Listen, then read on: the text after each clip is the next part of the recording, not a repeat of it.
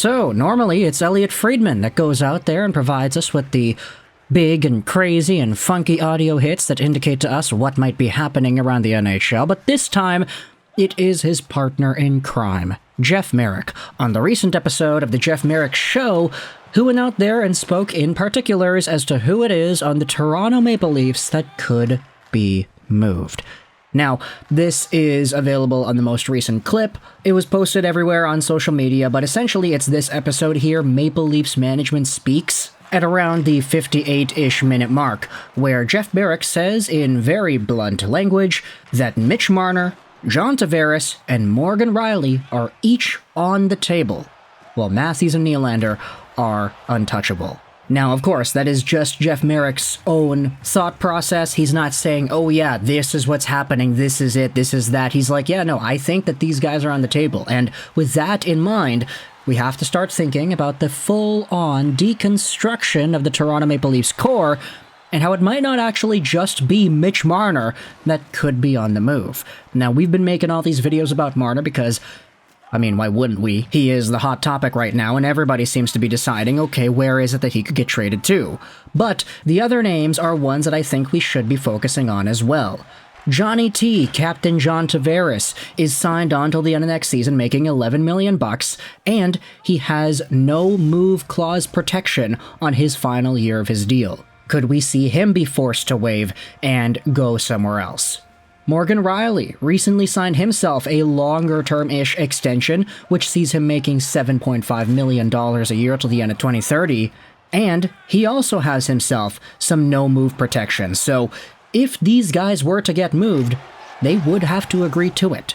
Not just Marner, but Johnny T and Rielly, and so when you think about the potential, when you think about where this team has gone, it's very interesting to me how this has sort of become the norm now, where you have insiders like Jeff Marek saying, yeah, I think these guys are all on the table. Pretty much saying that he thinks the Leafs would consider a trade with any of these guys. That the only untouchables are Austin Matthews and William Nylander. Everybody else, if you want him, you got him. Just gotta name your price, and if it's okay with the Leafs, then they'll think about it.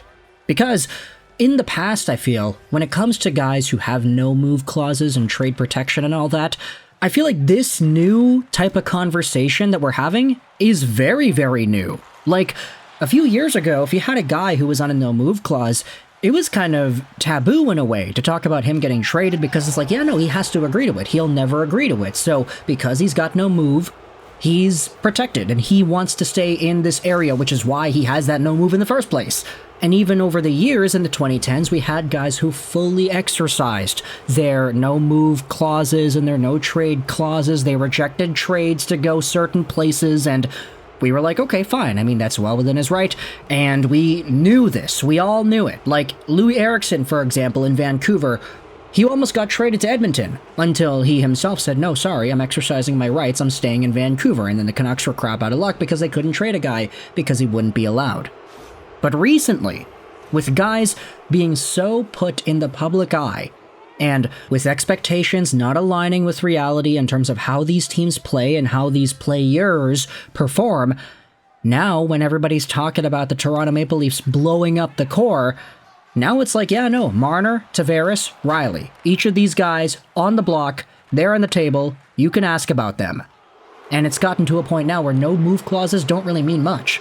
Because all of a sudden, Toronto is like, yeah, no, we kind of need to tear everything down. All these pillars are going to be gone. We are rebuilding from scratch. Spare Matthews and Nylander. So all of a sudden, there is that pride angle that comes into it.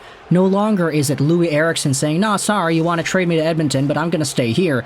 Now it's, hey, Mitch, everybody wants to see you traded. We've got a deal for you. We're sending you over to Utah.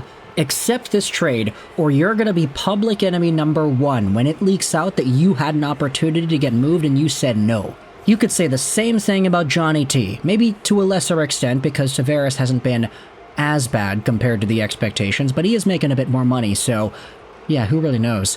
John Tavares could have the same thing happen to him.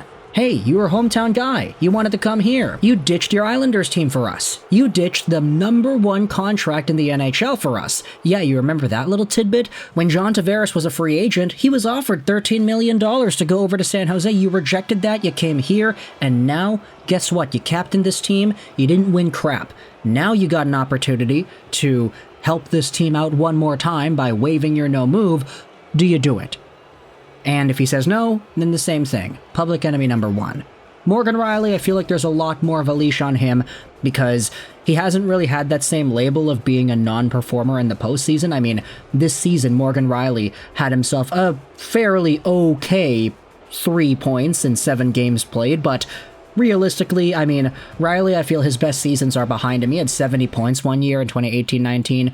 He was actually a point-per-game player last year with the Leafs in the postseason run, but realistically, I mean, Rielly, he's 30 years old at this point. If you wanted to say that there's value to be had elsewhere, then I don't think that's unfair. He's a lot more of a valuable piece, I would say, than some of the other guys we've been talking about, Tavares and Marner, in terms of value versus contract amount, but still, this guy is apparently on the market as well. If the Toronto Maple Leafs can grab themselves some younger prospects, some cheaper guys that can still provide value for their team, then there must be some options to think about that, because you can't be shelling up all this money into 5 guys. No matter how good those burgers and fries are, you just can't do it. So with Toronto putting these guys on the block, I want you to let me know your thoughts in the comment section below.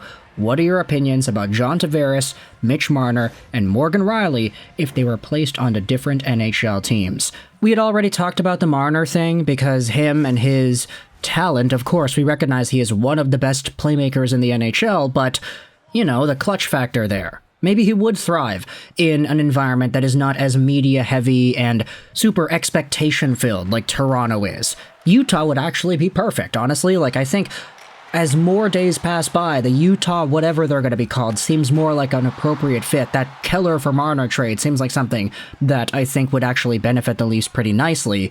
John Tavares is an older, aging veteran who's making way too much money for one more season, so if he gets sent over to some sort of a rebuilding team, like Chicago, for example, just a team that needs cap to help reach the cap floor and also has a younger team that could be mentored by a guy like Tavares, I feel like that would be the most appropriate fit because it's not really like Johnny T is providing much on-ice value in terms of point production as he was in the past anymore.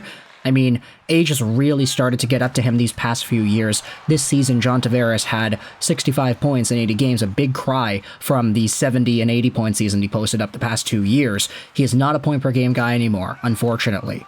And hey, I mean, he's playing for Team Canada with Connor Bedard right now, so we'll see whether or not there could be some sort of a link there. I mean, I'm just tossing a name out there. Morgan Rielly, I feel, would be the most desirable for teams that are just on the cusp, if not actually being playoff contenders, because Rielly, I mean, he's kind of the best of both worlds. He shows up in the postseason, he gets points, he is not too old, and his contract is the cheapest out of the 3. So, Morgan Rielly, I feel, could be seen as the most desirable out of these guys if you wanted to talk about a contender team going out there and thinking about these Leafs.